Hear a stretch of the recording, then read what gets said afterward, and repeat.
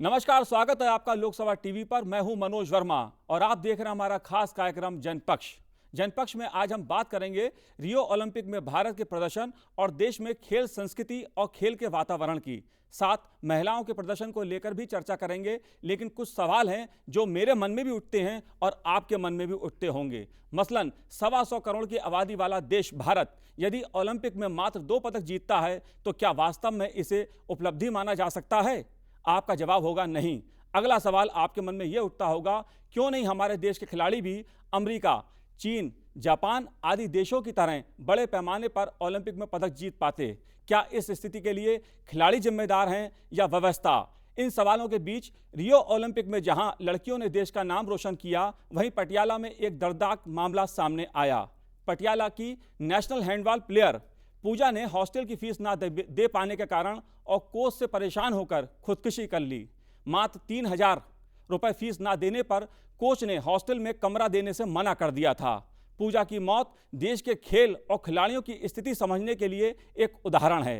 इन्हीं सवालों के बीच जनपक्ष में हम ये समझने की कोशिश करेंगे कि देश में खेलों के विकास के लिए और क्या किया जाए जिससे हमें पदकों के लिए तरसना ना पड़े। चीन के सरकारी मीडिया ने ओलंपिक में भारत की विफलता का विश्लेषण किया है। इसके अनुसार सुविधाओं का अभाव, खराब स्वास्थ्य, गरीबी, लड़कियों को खेल से दूर रखना, माता पिता का बच्चों को डॉक्टर, इंजीनियर बनाने के लिए प्रेरित करना, क्रिकेट की लोकप्रियता, हॉकी की सुनहरी सफलता का धुंधला पड़ना और ग्रामीण इलाकों में ओलंपिक के बारे में कम जानकारी कुछ कारण हैं जो विश्व के छठे हिस्से के जनसंख्या वाले देश को ओलंपिक में शून्य बनाते हैं। देश में खेलों की स्थिति से जुड़े विभिन्न पहलुओं पर आज हम बात करेंगे इस जनपक्ष कार्यक्रम में।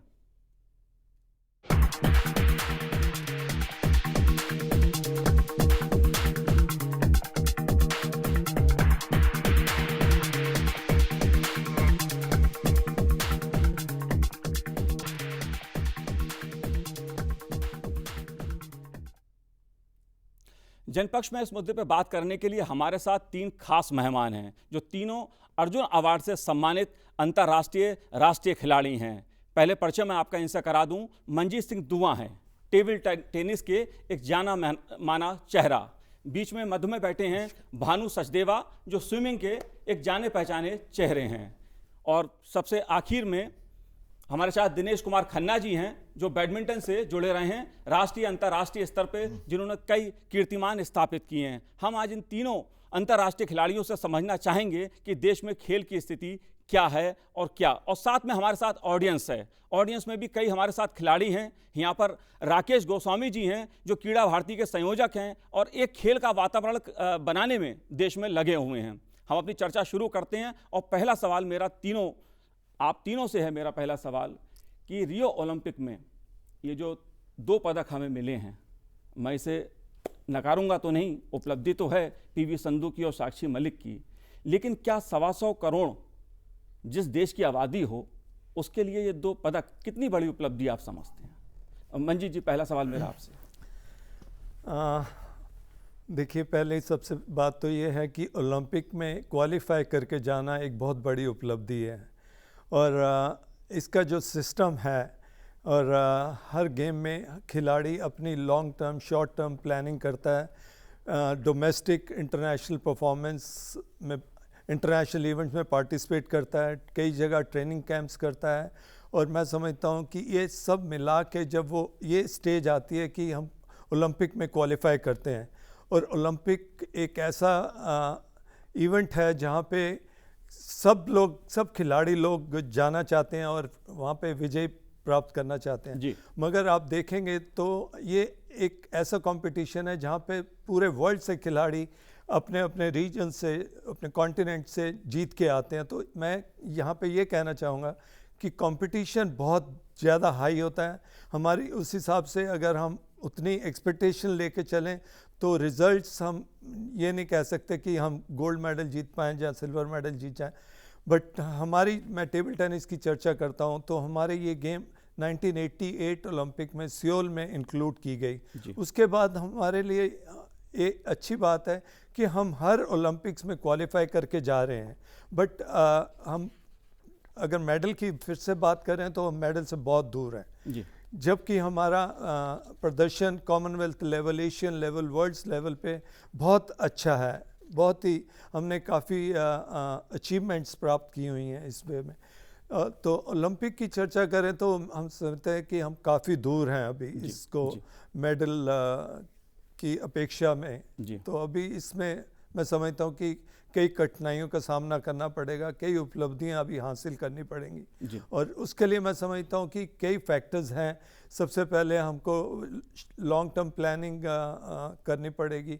उसमें क्या है कि हम किस लेवल के प्लेयर को तैयार करें, उसको किस तरह की ट्रेनिंग दें, उस किस मेथड को अडॉप्ट किया जाए कि उनको इंडिया में ट्रेन किया जाए, बाहर ट्रेन किया जाए।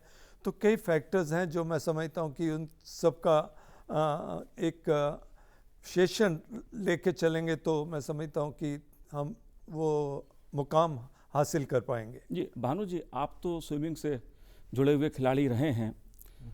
ओलंपिक की अगर बात की जाए तो स्विमिंग की तो बाद में बात करूँगा, अभी जिन खेलों में हम लोग तैयारी करते हैं और उम्मीद करते हैं कि पदक मिलेगा, जी ये जो ओलंपिक की परफॉर्मेंस है रियो की, जी कैसे देखते हैं आप? देखिए, हम जब स्पोर्ट्स में थे ना तो हमारी एक शिकायत रहती थी कि पार्टिसिपेशन नहीं है, और ये मोस्ट सारे जितने भी खिलाड़ी हैं उनके साथ हमेशा शुरू से ये रहा था कि पार्टिसिपेट, हमारे को इंटरनेशनल लेवल में पार्टिसिपेशन नहीं मिला। एक बहुत अच्छी बात जो मेरे को सबसे अच्छी लगी वो है कि मास पार्टिसिपेशन की जो हम बात करते थे, हमारा सबसे बड़ा कंटिंजेंट गया 119 खिलाड़ियों का कंटिंजेंट, जिसका अपने आप में एक मतलब ये है कि हम लोग अब उस लेवल से ऊपर आ रहे हैं कि हमारे को चाहते हैं। और पार्टिसिपेशन ही नहीं, इसका मतलब उतने बच्चों ने क्वालिफाई भी किया। आज से मैं अगर थोड़े टाइम पहले जाता हूँ, कोई 10, 15, 20 साल पहले जाता हूँ, तो मेरे ख्याल से हमारी क्वालिफाइंग टाइम इतने स्टैंडर्ड्स हाई नहीं थे कि हम बच्चों को भेज सके, हम क्वालिफाई नहीं कर पाते थे। One thing that I have seen कि मेरे को जो लगा कि हम लोगों ने जो टीम भेजी वो क्वालिफाई करके गई और अच्छी टीम गई, सबने अच्छा प्रदर्शन भी किया। हाँ, अब बात आ जाती है कि हम क्या 2 पदक से क्या खुश हैं, क्या सहमत हैं? नहीं, 2 पदक से तो सहमत कभी भी कोई भी देश नहीं होएगा। और मैं चाहता हूं कि क्योंकि हमारी आबादी इतनी है, बट हम किस लेवल पे, किस ग्रास रूट लेवल पे अब जाके हम बच्चों को, खिलाड़ियों को ला रहे हैं, वो एक बहुत अच्छी चीज़ है। गवर्नमेंट पूरा सपोर्ट कर रही है कि स्पोर्ट्स ऊपर आए, किसी ना किसी तरीके से खिलाड़ी ऊपर आए। कई चीज़ें ऐसी जो इस बार हमारे को पता लगी कि इन्होंने स्पेशल डाइट भी रखी, और कई चीज़ें ऐसी ओलंपिक्स में अंदर गवर्नमेंट ने इनिशिएटिव लिया है जो अच्छा है। बट लेकिन फिर भी मैं यही कहूँगा कि हमारे को, जैसे मंजीत जी ने कहा कि we have to go to the grass root level, कि हमारे को नीचे लेवल पे जाके, और उस लेवल पे हम कैसे ऊपर लाते हैं बच्चों को, हमारे कोचेज़ कितने ट्रेन होते हैं, हमारे कोचेज़ कितने अच्छे से करते हैं। क्योंकि एक प्लेयर को बनाने में सिर्फ प्लेयर का हाथ नहीं होता, एक प्लेयर के साथ एक कोच और एक उसके पेरेंट्स का भी हाथ होता है जी। क्योंकि अगर बच्चा जब 7 साल का, जब वो, मेरे को पता है जब मैं 7 साल का था तो मेरे को अगर कोई कहता कि आप गाड़ी उठा के स्विमिंग पूल चले जाओ तो शायद मैं नहीं जा पाता था, या कोई नहीं जाता। अगर मेरे पेरेंट्स मेरे साथ नहीं होते, वो कहते कि चलो, मेरा कोच अगर मेरे साथ नहीं होता तो शायद मैं नेशनल लेवल तक नहीं पहुंचा। तो एक खिलाड़ी को बनाने के अंदर एक कोच, एक पेरेंट और उसका खुद का, जी, तीनों का बहुत बड़ा महत्व है। बिल्कुल, ये तो है, इस पर हम आगे भी बात करेंगे। दिनेश जी, आप तो बहुत खुश होंगे कि इस बार पीवी संधू को बैडमिंटन में पदक मिला, रजत पदक वो जीत के आई हैं और पूरा देश खुश है, जश्न मना रहा है। बैडमिंटन की अगर मैं बात करूं और दूसरे खेलों की, आप रियो ओलंपिक को कैसे देख रहे हैं? नहीं, देखिए, अगर तो ओवरऑल देखा जाए तो मेडल की जो टैली है, जो हम पदक लेके आए हैं, उससे मैं इतना संतुष्ट नहीं हूँ। पर जो पीवी सिंधु ने परफॉर्मेंस दी है और रजत पदक जो है वो पाया है, वो एक बहुत बड़ी उपलब्धि है, क्योंकि नंबर 10 की उनकी रैंकिंग थी और उन्होंने अपने से बहुत ऊपर के जो खिलाड़ी हैं उनको पराजित किया। नंबर 2 के खिलाड़ी को उन्होंने क्वार्टर फाइनल में पराजित किया, जो वांग येहन चीन से हैं, और उसके बाद फाइनल में भी बहुत कड़ी टक्कर दी उन्होंने वर्ल्ड नंबर 1 को। ये नहीं कि मैच जो है एक तरफा था या कुछ इस तरह की चीज़ थी।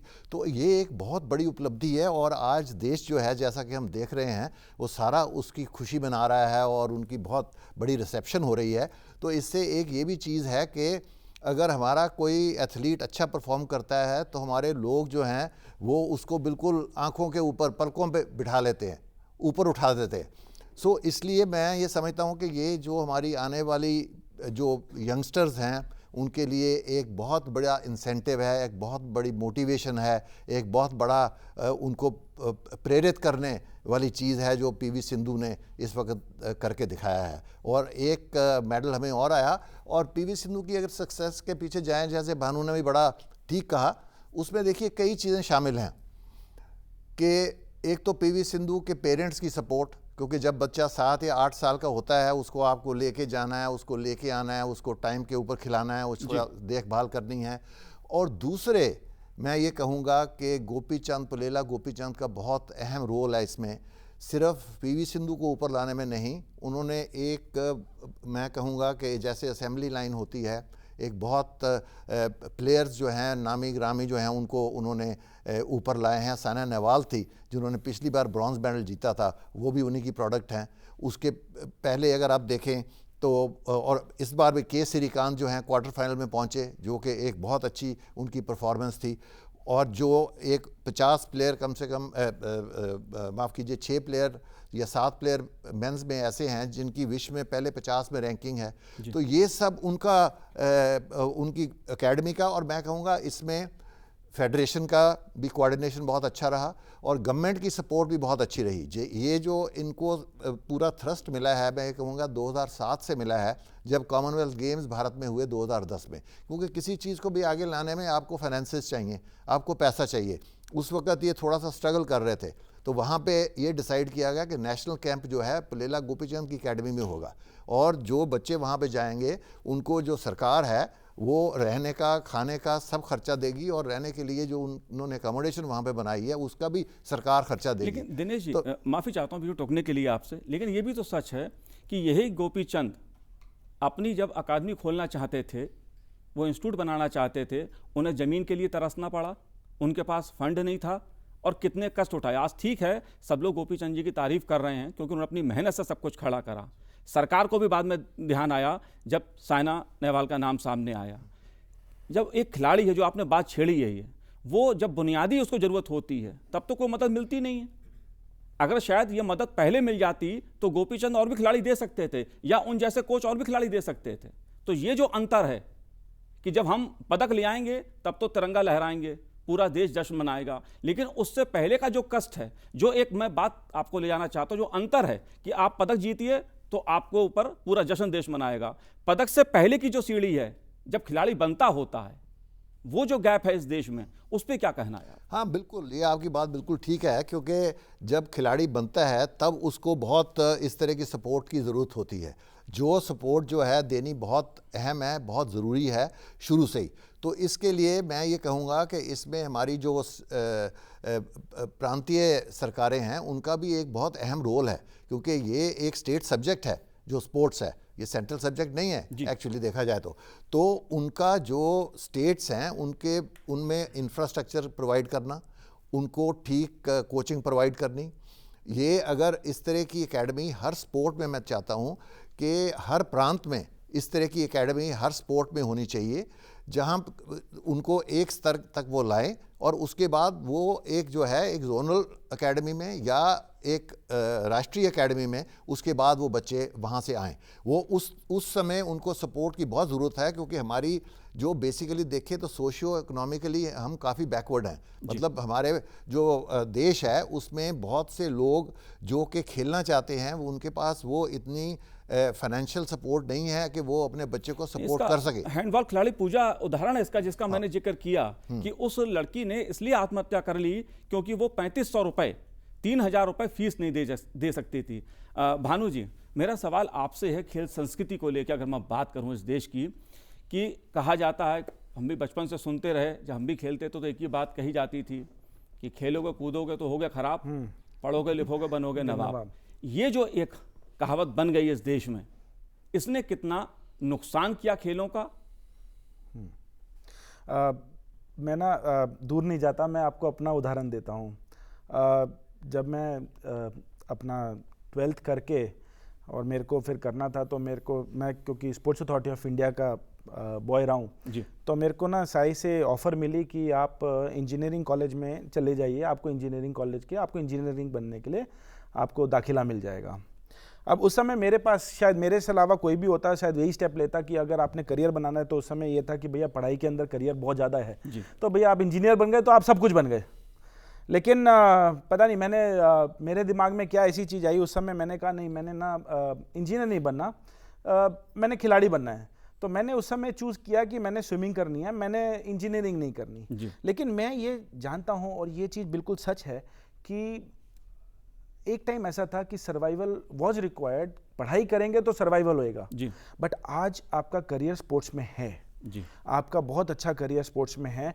अगर आप कोचिंग भी करते हैं तो आपका अच्छा करियर है स्टिल। लेकिन अभी लोगों के दिमाग में अभी भी है कि भाई पढ़ेंगे लिखेंगे तो बनेंगे नवाब और खेलेंगे कूदेंगे तो बनेंगे खराब। ये चीज़ को मैं कहूँगा कि इसको हमारे को रिवर्स करना चाहिए कि खेलोगे कूदोगे तो बनोगे नवाब, पढ़ोगे लिखोगे तो बनोगे और नवाब। जी जी जी। चलिए मैं इसी पे एक बात जानना चाहूँगा। राकेश जी, आप क्रीड़ा भारती से जुड़े हुए हैं, देश भर में खिलाड़ियों को एक मंच पे लाने का प्रयास कर रहे हैं, देश में खेल का वातावरण बनाने में क्रीड़ा भारती लगी हुई है। ये जो स्थिति है देश में खेलों की, और ये जो अभी जिस पर चर्चा की हम लोगों ने कि खेलोगे कूदोगे हो गया खराब, पढ़ोगे लिखोगे तो जो भी, तो आप इसे कैसे देख रहे हैं? आप क्या पाते हैं लोगों से जब चर्चा करते हैं? देखिए, क्रीड़ा भारती आज खेल के विषय को लेकर पूरे देश के अंदर आज हमारा 90% जिलों के अंदर क्रीड़ा भारती का अपना ऑर्गेनाइजेशन है। हम ये मानते हैं कि दो प्रकार का काम है, एक मासिस का और एक सिलेक्टिव काम जी। कुछ खेल तो ऐसे हैं जिसको हमें हर आदमी को, मतलब आज देश का हर बच्चा बूढ़ा जवान उसको खेलना चाहिए स्वस्थ रहने के लिए। अगर आप नियमित रूप से खेलते हैं तो आप स्वस्थ रहेंगे, आप देश के लिए एसेट बनेंगे। दूसरा सिलेक्टिव काम, यानी जिनको सिर्फ मेडल लेने के लिए खेलना है, अपने जीवन के अंदर कैरियर बनाने के लिए खेलना है, तो दोनों प्रकार के काम को अलग प्रकार से अपने को करना पड़ेगा जी। जो सिलेक्टिव काम है, अभी हमारे माननीय प्रधानमंत्री श्रीमान नरेंद्र मोदी जी ने ये कहा कि हम अपने कुछ इवेंट्स अलग अलग प्रकार के ग्रुप्स को अलॉट कर दें। मान लिया जो हमारे आर्मी के लोग हैं, शूटिंग रेंज है, उनके पास राइफल्स हैं, सब पूरे, तो यानी शूटिंग का जितना भी सिलेक्टिव क्राइटेरिया है या उनको आगे प्रमोट करने की बात है, सब प्रकार की सुविधा देने की बात है, तो वो हमारी आर्मी करेगी। इसी प्रकार से अलग अलग खेलों को हम अलग अलग डिपार्टमेंट्स को अलॉट कर सकते हैं। कुछ हमारी स्टेट्स हैं, जैसे केरल है, तो वहाँ स्विमर अच्छी मात्रा में तैयार हो सकते हैं, वहाँ का एटमॉस्फेयर इस प्रकार का है। एथलेटिक्स है, आज दक्षिण भारत के लोग एथलेटिक्स के अंदर, अब देखो कि आज पूरे वर्ल्ड के अंदर ओलंपिक्स के अंदर जितने भी लोगों ने मेडल जीते एथलेटिक्स के अंदर, तो उन लोगों के अंदर जो कैपेसिटीज़ या स्टैमिना या दमखम है, तो आज हमारे देश के अंदर हर प्रकार का कल्चर, हर प्रकार के लोग, यानी देश का अगर नॉर्थ ईस्ट ले लें तो जो जिम्नास्टिक में रिक्वायरमेंट है वो वहाँ पूरी हो सकती है। ऐसे ही एथलेटिक्स के अंदर जो रिक्वायरमेंट है फिजिकल, वो हमारे साउथ इंडिया के अंदर पूरी हो सकती है। कुश्ती की रिक्वायरमेंट हमारा हरियाणा और पंजाब पूरी कर सकता है। यानी हमारे देश के अंदर हर प्रकार का मौसम, हर प्रकार की स्किल के लोग अलग अलग स्टेटों में तैयार हो सकते हैं जी। तो यही हमारे प्रधानमंत्री जी ने इस बात पर फोकस करने के लिए आग्रह किया है। तो अगर हम लोग देश के अंदर दोनों प्रकार से काम करें, यही हमारा क्रीड़ा भारती की सोच है। सिलेक्शन का क्राइटेरिया, आज क्या होता है, मेरा चेला आगे जाना चाहिए, ये सोच कई बार बन जाती है। वो उसकी परफॉर्मेंस अच्छी है नहीं है, तो हमारे जितनी भी फेडरेशंस हैं वो अपने अपने प्रकार के अपने जो सहयोगी उनके साथ जुड़े हुए हैं उन लोगों को आगे प्रमोट करते हैं। जी राकेश जी, मैं फिर लौटूंगा आपके पास। आप में से कोई बताए, आप लोग क्या सोचते, चर्चा सुन रहे हैं आप लोग? सर मुझे लगता है कि हमारी कंट्री में स्पोर्ट्स को लेके, उसके कल्चर को लेके इतनी जागरूकता नहीं है। जैसे कि आपने स्टार्टिंग में बताया कि जो रूरल एरियाज़ हैं वहाँ पर स्पोर्ट्स के लिए क्या है, कुछ नहीं है बच्चों के पास। उनको यही सिखाया जाता है सर, जैसे कि आपने बोला अभी कि पढ़ोगे लिखोगे बनोगे नवाब और खेलोगे कूदोगे होगे खराब। सर मेरा छोटा भाई है, अक्सर मम्मा उसे ऐसे बोलती हैं। लेकिन सर रूरल एरियाज़ में जो स्पोर्ट्स को लेके है वहाँ पे सर बढ़ावा दिया जाना चाहिए। हमारे प्रधानमंत्री नरेंद्र मोदी लाल किले से बोलते हैं कि उस टाइम हमारे को एक भी पदक नहीं मिला था, जब 15 अगस्त था तो प्रधानमंत्री जी ने बोला था कि हमको पदक चाहिए। सर मिला, 2 पदक मिले हमको। सेटिस्फैक्शन इन द सेंस हम नहीं बोल सकते कि वी आर वेरी सेटिस्फाइड, लेकिन अपने आप को दिलासा दे सकते हैं कि हाँ कुछ तो मिला। ये तो आपके मन की बात थी। आप सवाल क्या पूछना चाहते हैं? सर मैं सवाल ये पूछना चाहूँगी सर से कि स्पोर्ट्स के कल्चर को इंडिया में कैसे डेवलप किया जाए, रूरल एरियाज़ में कैसे इसको बढ़ावा दिया जाए, गवर्नमेंट को क्या स्टेप्स लेने चाहिए इसके लिए? मंजीत जी आप ही दीजिए। आपने ठीक कहा।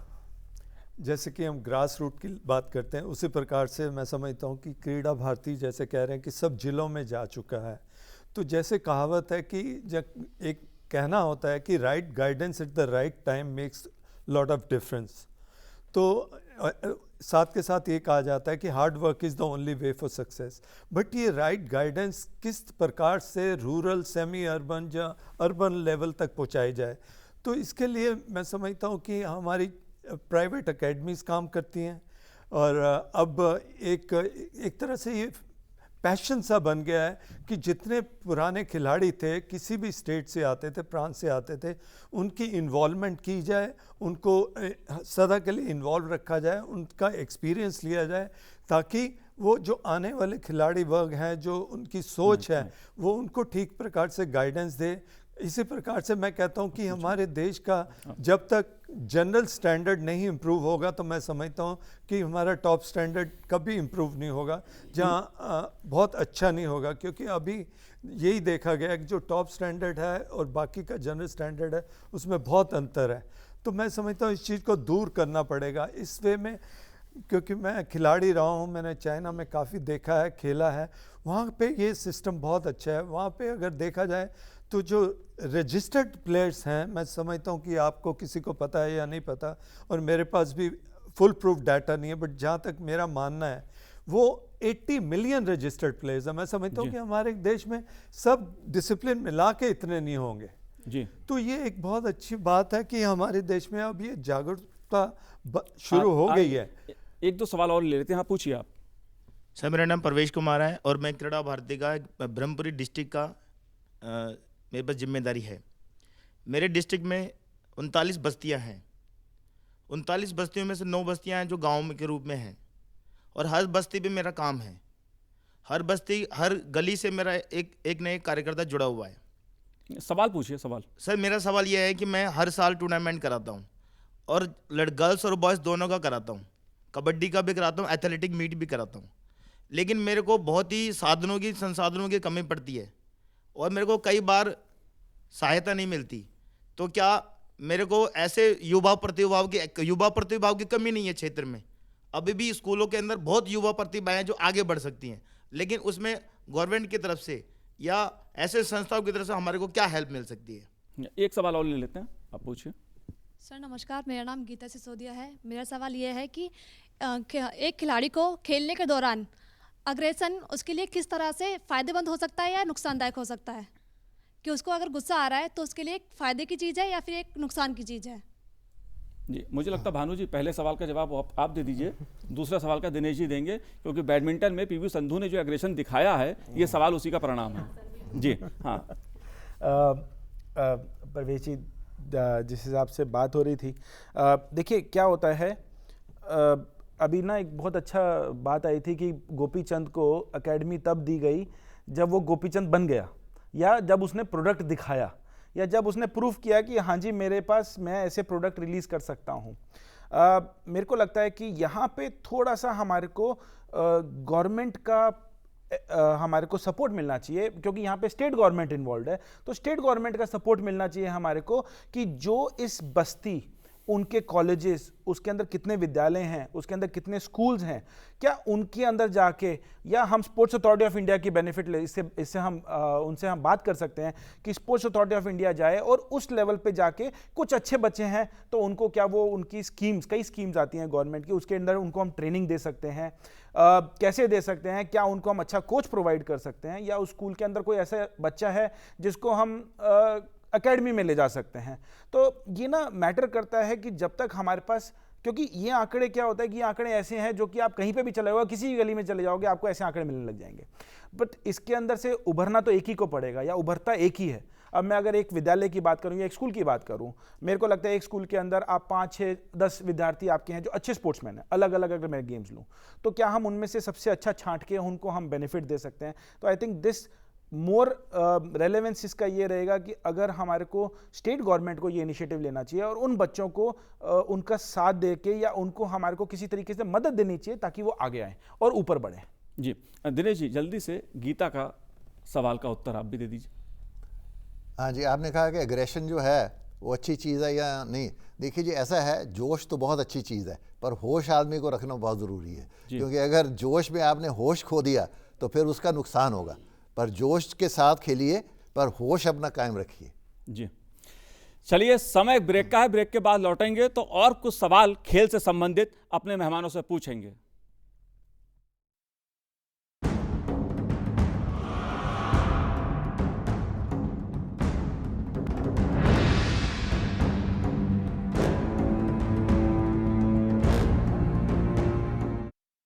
ब्रेक के बाद आपका स्वागत है। आप देख रहे हैं हमारा खास कार्यक्रम जनपक्ष, और इस कार्यक्रम में आज हम बात कर रहे हैं देश में खेलों की, रियो ओलंपिक की।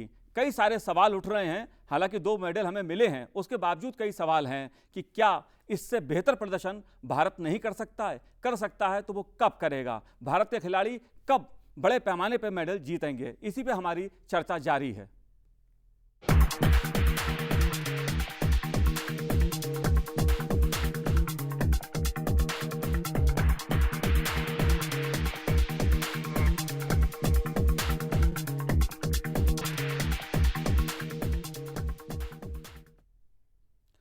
रियो ओलंपिक तो खत्म हो गया, लेकिन एक सवाल जरूर उठ रहा है देश में खेल संस्कृति का। खेल संस्कृति की बात हो रही है, काफ़ी साल लग गए हमें इस बात पे पहुंचते पहुंचते। मेरा आप तीनों से अलग अलग मैं जानना चाहूँगा आपसे, एक खेल संस्कृति शब्द चर्चा में उभर रहा है कि हमारे देश में अगर हमें पदक जीतने हैं तो खेल संस्कृति को बनाना पड़ेगा। जो मैंने शुरू में कहा था, खेलों को कूदो वाली बात, तो ये खेल संस्कृति की जो चर्चा शुरू हुई है, मंजीत जी, इस पे आपका क्या कहना है? देखिए कि समय के साथ सब कुछ बदल रहा है। एक समय ये था कि हम लोगों के पास इक्विपमेंट नहीं होती थी, इक्विपमेंट होती थी तो इंफ्रास्ट्रक्चर नहीं होता था। तो आज अगर हम कंपेयर करते हैं तो हम काफ़ी कुछ बदलाव लेके आ चुके हैं, और मैं समझता हूँ कि इसी का रिज़ल्ट है कि हम एक इंटरनेशनल मैप में अच्छा प्रदर्शन देना शुरू कर चुके हैं। अब चर्चा कर रहे हैं तो हम देखते हैं कि ओवर द पीरियड क्या हुआ। हॉकी से हमें काफ़ी अपेक्षाएं हुआ करती थी, उनके रिजल्ट्स आया करते थे। अब लेटली देखें तो ओलंपिक्स में हमको उनसे उस प्रकार से परफॉर्मेंस नहीं मिल रही, और शूटिंग से नहीं मिल रही, बॉक्सिंग में नहीं मिल रही, आर्चरी से नहीं मिल रही। तो मैं समझता हूँ कि ये सारे फैक्टर्स की वजह से ही हम भारतवासियों को थोड़ा सेटबैक सा मिला है अगर देखा जाए तो। बट आप बात कर रहे थे पॉलिसी को लेके, तो मैं समझता हूँ कि ये एक नहीं, पॉलिसी तो है, अपना खेल की बनती रहती है। मैं संस्कृति, जो खेल संस्कृति के बनाने की बात हो रही है इस देश में, जो आप बात कह रहे हैं, यहाँ पर जितनी भी भानु जी मेडल लेके लोग आए हैं, वो मुझे लगता है व्यक्तिगत उसमें जरूर जीते हैं, उनके अपने व्यक्तिगत एफर्ट्स हैं।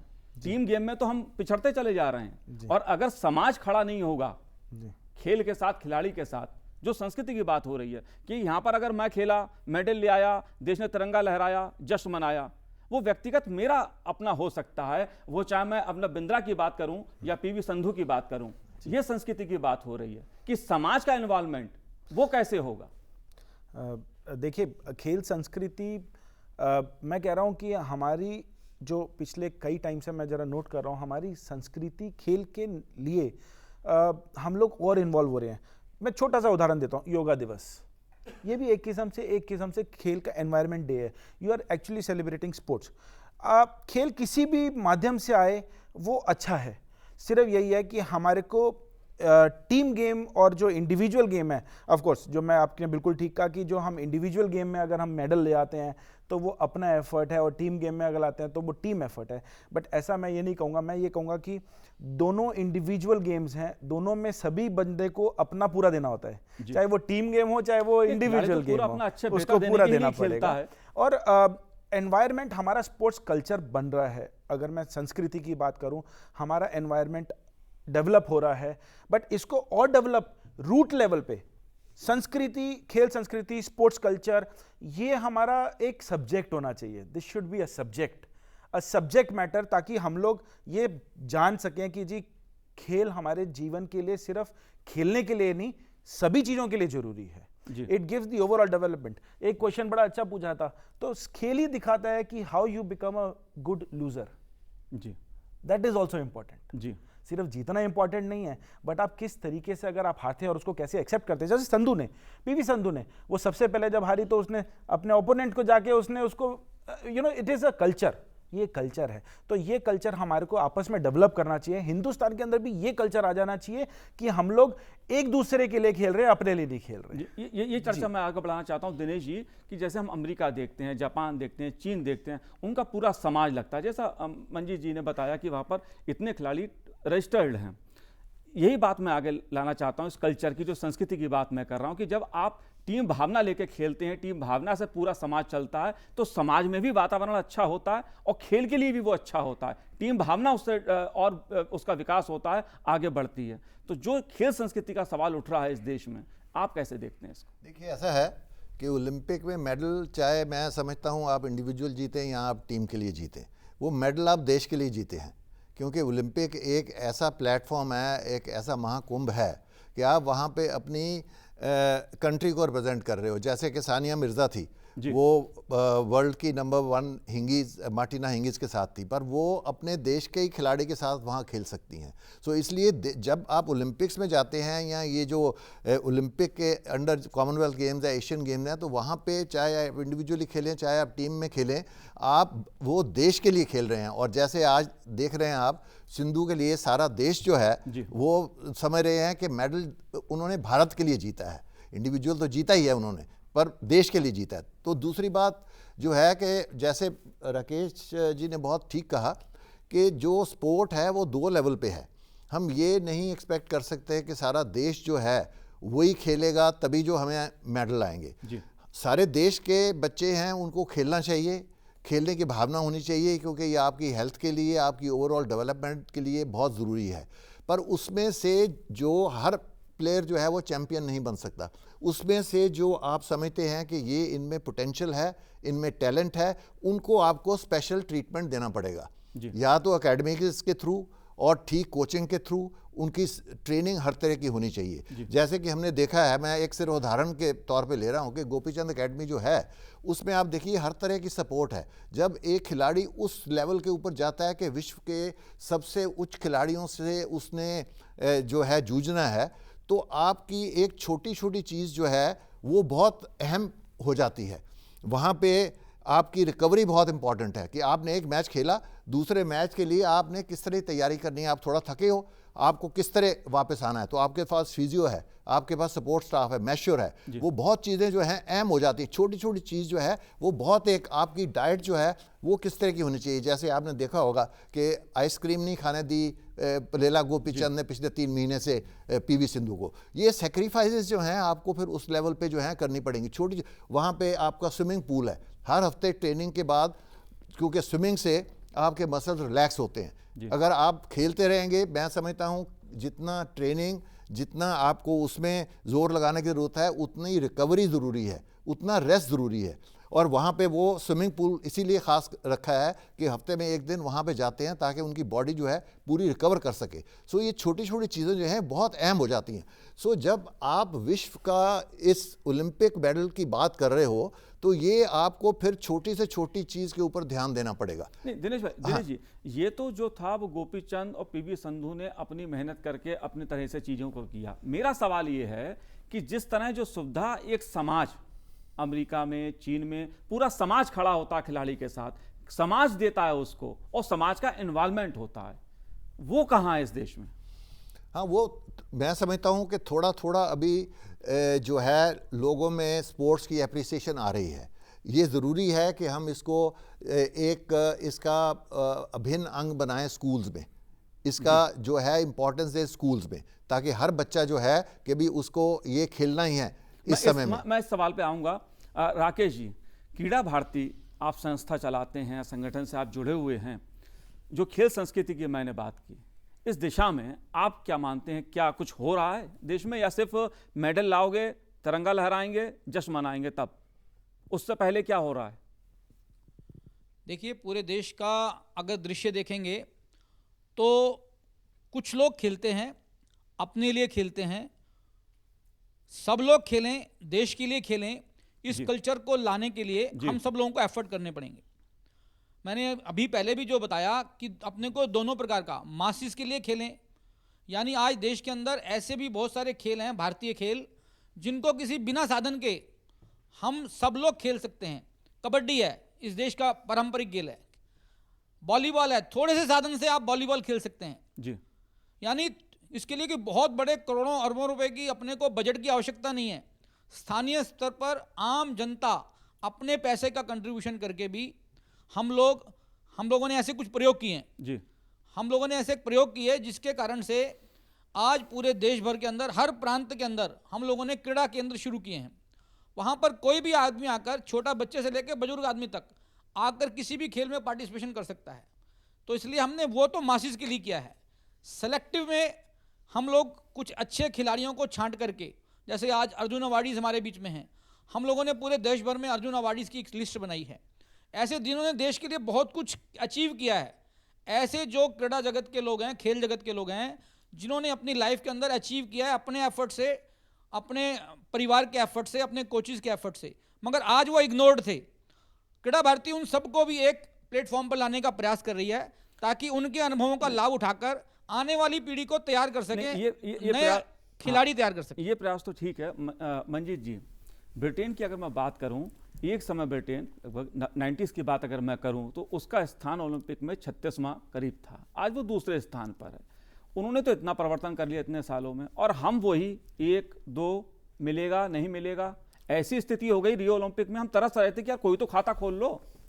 जी बिल्कुल। और आप कह रहे हैं क्वालिफाई। मेरा एक सवाल यहाँ पर यह है कि ठीक है, हमने क्वालिफाई किया ओलंपिक के लिए, बहुत बड़ी चीज़ है हमारे जैसे देश के लिए जहाँ पर गरीबी और सब चीज़ें हैं, मैं चर्चा उस पर भी करूँगा आपसे। लेकिन ओलंपिक में पदक जीतने के जो मापदंड हैं उसमें और क्वालिफाई करने, इन दोनों में बहुत अंतर है। हमारी मानसिकता क्वालिफाई करने तक की हो रही है या पदक जीतने की है? जी आपने बिल्कुल ठीक कहा। 1984 तक ब्रिटेन बहुत पीछे था, और ये उसके बाद अब जाके ब्रिटेन नंबर 2 स्थान पे आया। ये बहुत बड़ी बात है, अप्रिसिएशन वाली बात है। और इसके पीछे भी क्या कारण है, मैं समझता हूँ कि जो उनका सिस्टम है ट्रेनिंग का जी। बहुत अच्छा है, उनको बहुत एडवांटेज है। उनके एक कंट्री से दूसरी कंट्री में वो 3 घंटे 4 घंटे में ट्रेवल करके कहीं पे भी जाके कंपटीशन में पार्टिसिपेट कर सकते हैं, जबकि हमारे को ये सब ड्रॉबैक्स हैं। इंडिया में अगर हमने एक देश से दूसरे देश में जाना है, जाएंगे तो कितना समय लगेगा। हम ट्रेन जर्नी करते हैं, 40-40 घंटे ट्रेन में रहते हैं, जबकि इस तरह का उनको बहुत एडवांटेज है। और वो डेवलप्ड कंट्रीज़ हैं, उनके पास अच्छा इंफ्रास्ट्रक्चर है, हर प्रकार की, चाहे वो न्यूट्रिशन वैल्यू देखो उनकी बहुत अच्छी है, फाइनेंशियल बैकग्राउंड बहुत अच्छा है उनका, और अच्छी ट्रेनिंग मेथड है, साइंटिफिक मेथड है। मैं समझता हूँ ये सब फैक्टर्स मिला के उनका अपर हैंड है, उनका एडवांटेज है। ये हम चीज़ें यहाँ पे, इसको मैं समझता हूँ कि हमारे यहाँ बहुत ड्रॉबैक जी, दुनिया में कई देश शायद हमसे भी करीब हैं। अगर अफ्रीका कुछ देशों की बात करूँ, वो हमसे बेहतर प्रदर्शन करते हैं। तो जो मैं संस्कृति और वो भाव की बात मैं कर रहा हूँ, वो आपका क्या कहना है इस पर? देखिए, बिल्कुल हमारे को कल्चर इम्प्रूव करना है, वो तो देयर इज़ नो डाउट कि हम किसी तरीके से भी कहें कि हमारे को स्पोर्ट्स एनवायरनमेंट और इंक्रीज़ करना है। मैं एक छोटा सा आपको उदाहरण देता हूँ। मैं एक बैठा हुआ था ऑस्ट्रेलियन इंस्टीट्यूट ऑफ स्पोर्ट्स वालों के साथ। उनकी प्लानिंग के हिसाब से हमारे को देखना पड़ेगा। उनका एक बड़ा अच्छा, उन्होंने क्या किया, 10 लाख बच्चों को सिलेक्ट किया और हर साल वो 1 0 कम करते जाते थे, जिसके अंदर आखिरी में 2 साल में उनके पास 10 बंदे बचे और उसके अंदर से 2 मेडल आए। जी। तो क्या इस लेवल की प्लानिंग हम कर सकते हैं? ये लेवल की प्लानिंग, अभी हम बात कर रहे हैं टोक्यो ओलंपिक्स की। मैं ये कहता हूं कि हम लोग 2024 की बात आज करेंगे, तब हम वहां पे जरूर पहुंच पाएंगे जो हम चाहते हैं। 100% हम पहुंच जाएंगे, क्योंकि हमारे जितने भी हमने बाहर भी, हम सब जितने भी हम लोग हैं, हम बाहर जाके खेले भी हैं, हमने बाहर ट्रेनिंग भी करी है। मैंने एक चीज़ ये देखी है कि जितने कर्मठ और जितना हमारे अंदर दम है, हम ना थकने का जो जुनून है और जो खेल के प्रति भी जुनून है, वो हम हिंदुस्तानियों में बहुत ज़्यादा है। बाहर के लोगों से बहुत ज़्यादा वो है। जुनून मुझे क्रिकेट के प्रति ज़्यादा दिखता है, बैडमिंटन वगैरह अब आ रहा है। मैं आप सबसे एक सवाल यहाँ पूछना चाहता हूँ, जब मैं संस्कृति की बात, खेल की संस्कृति की बात कर रहा हूँ, यहाँ जितने आप लोग स्कूल कॉलेज से आए हुए बच्चे हैं, आप में से कितनों के माँ बाप ये कहते हैं बच्चों खेलो जाके? किसी के माँ बाप नहीं कहते हैं? आप सिर्फ एक, हमारे भी कहते हैं। एक दो, यहाँ पर धीरे-धीरे लोग हाथ करीब ऊपर आ रहे हैं। 25-30 लोग हैं, उसमें से 2 लोग कह रहे हैं ये बात कि उनके माँ बाप कहते हैं। ये इस देश की संस्कृति का हाल है। मेरा एक छोटा सा सवाल और है, अगले सवाल पे ऑडियंस से हम लेंगे। वो सवाल ये है कि क्या इसकी वजह गरीबी और बेरोजगारी? खिलाड़ी जो होता है वो किट कहाँ से बनाए? किट बना भी ले तो उसका फ्यूचर क्या है? 9th 10th जूनियर लेवल पे खेलता है, 12th क्लास पहुँचते पहुँचते उस पर परिवार का दबाव होता है, बेटे खेल तो रहे हो, नौकरी कब करोगे? ये जो गैप है कि खिलाड़ी इस डर से अपना खेल छोड़ता है कि मुझे नौकरी करनी है, मुझे परिवार को पालना है, अपने परिवार में सहयोग देना है। शायद मुझे लगता है कि ज़्यादातर खिलाड़ी जो हैं वो 12th और उसके आसपास अपना खेल जब उनका उफान पे होते हैं तब वो छोड़ते हैं, या एक नौकरी के लिए खेलते हैं हमारे देश में कि छोटा मोटा नेशनल खेल लूंगा मैं तो बैंक में मिल जाएगी नौकरी, रेलवे में नौकरी मिल जाएगी। दिनेश जी, ये जो संस्कृति के सवाल मैंने उठाया और ये जो व्यवहारिक दिक्कत है जिस पर चर्चा शायद नहीं होती इस मुल्क में, आप क्या कहना चाहते हैं? हाँ बिल्कुल, आपकी बात ठीक है, क्योंकि 2 तरह के लोग हैं। एक तो वो हैं कि जब वो 10वीं या 12वीं पे आते हैं, 12th पे आते हैं, तो वो कहते हैं कि अभी अब हमें पढ़ाई के ऊपर कंसंट्रेट करना है, तब वो थोड़ा अगर खेल भी रहे हों। अच्छा, कई स्टेट्स हैं या बहुत सी स्टेट्स ऐसी हैं जिसमें कि स्पोर्ट्स कोटा है, जिससे इंजीनियरिंग कॉलेज में, मेडिकल कॉलेज में एडमिशन होती है। तो कई जो प्लेयर हैं वो अच्छे लेवल तक आते हैं, नेशनल लेवल तक आते हैं। वो इसलिए सिर्फ आते हैं कि ये उनके लिए एक वो कॉलेज में एडमिशन लेने के लिए उनका एक स्टेपिंग स्टोन हो। पर जब आप प्रोफेशनल कॉलेज में चले जाते हो तो उसके बाद आप इंटरनेशनल लेवल पे आने की उम्मीद नहीं कर सकते, क्योंकि आपको स्टडीज़ में इतना उसमें आपका दबाव रहता है। तो देखिए, आज की डेट में मैं कहूँगा स्पोर्ट्स जो है ये भी एक प्रोफेशन बन गया है जी। और एक जो बच्चा अच्छा है उसको ये उस समय डिसीजन लेना है कि उसको स्पोर्ट्स पे कंसंट्रेट करना है या उसको स्टडीज़ पे कंसंट्रेट करना है। जी, बिल्कुल। क्योंकि दोनों पे अगर बराबरी का आप कंसंट्रेट करोगे तो उस पे स्टडीज़ में तो शायद आप किसी लेवल पे आ जाओगे, स्पोर्ट्स में आप इतने ऊपर नहीं आ सकते। और ये माँ बाप को भी तय करना है, बच्चे ये से माँ क्या बाप को करना भी है। तय करना आप में है। से कोई सवाल पूछना? जी मैं पूछना चाहता हूँ जी सवाल। पूछिए। मेरा नाम शंकरलाल घेरा है जी, और मैं कीड़ा भारती का एक सदस्य हूँ। मेरा ये सवाल है कि हजारों हजार थोड़ा माइक दूर कर परिवार लीजिए। हजारों हजार परिवार ये सोचता है कि मैं अपने बच्चों को खिलाड़ी बनाऊं, बाकी वो स्टेडियम तक कैसे पहुँचे? जो सक्षम है वो तो पहुँचा देते हैं, बाकी जो बेचारे दिहाड़ी मजदूरी करते हैं या कोई नौकरी करते हैं वो कैसे पहुँचाए? ये मेरा सवाल है। धन्यवाद। एक सवाल और हम ले लेते हैं। एक सवाल सर मेरा। हाँ सर ये जो अपने गेम्स होते हैं, गेम्स में जो भारतीय परंपरा के गेम हैं उनको बढ़ावा कम दिया जाता है, एक क्रिकेट को ज़्यादा बढ़ावा दिया जाता है। आप देखो जापान में क्रिकेट की टीम नहीं है, चीन क्रिकेट की टीम नहीं। मैं ये नहीं कहता कि मैं क्रिकेट की बुराई कर रहा हूँ, मैं क्रिकेट अच्छा खेलता हूँ और बच्चों को भी सिखाता हूँ, मैं कोचिंग भी करवाते हैं, लेकिन सर क्रिकेट को ज़्यादा महत्व दिया जाता है, बाकी पारंपरिक खेलों को महत्व कम दिया जाता है।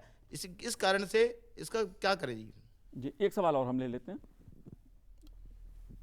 हेलो सर, मैं अभिरुचि। मुझे ये क्वेश्चन पूछना है कि जैसे गर्ल्स ओलंपिक्स में हमारे लिए बहुत प्राइड साबित हुई, 2 मेडल्स उन्होंने वो उनके, तो हम गर्ल्स को और प्रमोट करने के लिए बेसिक एकेडमिक लेवल तक या फिर उससे अपर लेवल तक भी उनको कैसे प्रमोट कर सकते हैं ताकि वो और कुछ अचीव कर पाए? जी, ये खेलों में लड़कियों की भागीदारी से बहुत अच्छा जुड़ा हुआ सवाल है। भानु जी आप। नहीं देखिए, हाँ सॉरी, दिनेश जी आप। नहीं, गर्ल्स जो हैं उनके लिए तो अकेडमीज़ हैं ही, गर्ल्स और बॉयज़ के लिए भी हैं अकेडमीज़। ये लड़कियों ने बहुत अच्छा किया, ये एक बहुत ही इनकरेजिंग चीज़ है। पर मैं एक बात ये भी कहनी चाहूँगा कि वो लड़कियाँ जो हैं उनके कोच जो थे वो सारे पुरुष थे। जी जी जी। सो बिहाइंड, जैसे कहते हैं behind every successful man there is a woman, यहाँ पे behind every successful woman there has been a man. So हम बढ़ावा दोनों को देंगे, लड़कियों को तो बढ़ावा मिल ही रहा है और मैं समझता हूँ कि इसके बाद और भी बढ़ावा मिलेगा। और बहुत जी, मेरे भानु जी कुछ कहना? देखिए, it's the right time for a change, मैं ये बोलूँगा। एक चेंज आया है and this change is good.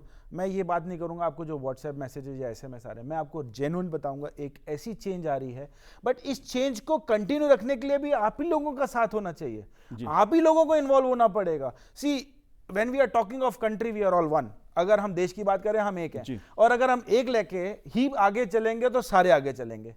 अगर देश को बढ़ाना है तो सबको एक स्टेप आगे लेना पड़ेगा। तो it is the right time, the change has come, change अच्छा चेंज आया है, और इस चेंज को कंटिन्यू रखने के लिए मैं ये कहूँगा कि हमारे जितनी भी गवर्नमेंट है, हमारे जितने भी कोचेज़ हैं, अब वो उसके अंदर उनको भी चेंज होना चाहिए। क्या हम अच्छे कोचेज़ नहीं ला सकते, या हम कई अच्छे प्लेयर्स मैन नहीं ला सकते? दोनों तरफ है। अभी तक हम ये कहते हैं कि हमारी लड़कियों ने अच्छा प्रदर्शन किया, उसके पीछे कोच थे। क्या हमारे पास अच्छे फीमेल कोचेज नहीं हो सकते, या क्या हमारे पास अच्छे मेंस प्लेयर्स नहीं हो सकते हैं? बट इन्हीं को it is a change, it is the right time for change, और इस चेंज को हम सारों को हंस के एक्सेप्ट करना चाहिए और हम इसको आगे बढ़ाना चाहिए। जी जी मंजीत जी, आप भी कुछ। देखिए, मैं एक छोटा सा उदाहरण देता हूँ कि मैं जनरल सेक्रेटरी हूँ Delhi state table tennis association का। हाल ही में मेरे को ये रिस्पॉन्सिबिलिटी दी है। आपके लिए बहुत इनकरेजिंग बात बता रहा हूँ कि for the first time in last 77 years हमारी दिल्ली की वुमेन टीम नेशनल चैंपियन बनी है जी, और हमारी ही एक लड़की 77 ईयर्स के बाद विमेन नेशनल चैंपियन भी बनी है। इसका क्या कारण है? बस यही है कि हमने उनको ठीक टाइम पे नॉक किया, इनकरेज किया, उनको अच्छा डोमेस्टिक एक्सपोजर दिया, उनको ट्रेनिंग कैंप्स ऑर्गेनाइज किए गए और उनकी मास पार्टिसिपेशन की गई नेशनल लेवल पे, रीजनल लेवल पे, नेशनल चैम्पियनशिप लेवल पे। जैसे कि मैं पहले ही कह चुका हूँ कि right guidance at the right time makes all the difference. तो ये एक इम्पॉर्टेंट फैक्टर था, और हर सोसाइटी में दिल्ली के हर प्लेयर, उनके पेरेंट्स ने, उन्होंने इसको बहुत अच्छे तरीके से लिया, अपने बच्चों को आगे लाए। हमारे जो स्टेट रैंकिंग टूर्नामेंट्स होते हैं उसमें बहुत अच्छा पार्टिसिपेशन है गर्ल्स का। मैं समझता हूँ कि ये एक इनकरेजिंग फैक्टर है और गर्ल्स बहुत कॉन्फिडेंट फील कर रही हैं। अब देखिए कि हम उनको इंटरनेशनल लेवल पे एक्सपोजर के लिए भेजते हैं, अकेली ट्रैवल कर रही हैं, उनके साथ लेडी कोच भी अकम्पनी कर रहा है, और छोटी छोटी खिलाड़ी कितने इंटरनेशनल लेवल टूर्नामेंट्स में इतने कॉन्फिडेंटली खेल रही हैं। और हमारा जो टेबल टेनिस का इंटरनेशनल लेवल पे कैडेट, सब जूनियर, जूनियर लेवल की परफॉर्मेंस है, एक्सीलेंट है, बहुत अच्छे रिजल्ट्स आ रहे हैं। तो ये इम्पॉर्टेंट फैक्टर है, जैसे कि अभी भानु जी भी ये कह रहे हैं कि हमको इसको अच्छे तरीके से लेना है। जल्दी से मैं और आपसे, भानु जी, आपसे जानना चाहता हूँ, स्विमिंग के खिलाड़ी रहे हैं, स्विमिंग में या इस तरह के जो खेल हैं इसमें कभी हम मेडल पा पाएंगे? क्यों नहीं पा पाएंगे? देखिए, मेरे को ये पता है एशियन गेम्स 82 के बाद हमारे पास मेडल नहीं आया था जी। तो सब ने ये बोला क्या हम एशियन गेम्स में मेडल ले पाएंगे, बट एशियन गेम्स में हमने उसके बाद 3 मेडल ले लिए। तो ऐसा नहीं है, हम लोग किसी चीज़ से भी दूर नहीं है। इस बार पहली बार ऐसा हुआ है कि स्विमिंग में 2 बच्चों ने क्वालिफाई करके गए हैं वहाँ पे, एंड क्वालिफाई करके, आपकी बात भी बिल्कुल ठीक है कि हमको सिर्फ क्वालिफाई करने नहीं जाना, हमने जीतने जाना है।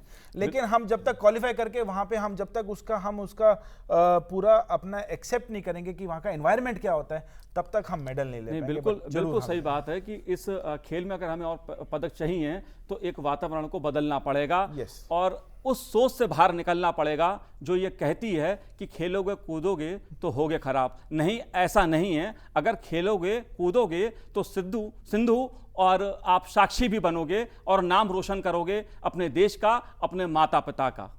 आज जनपक्ष में इतना ही। नमस्कार।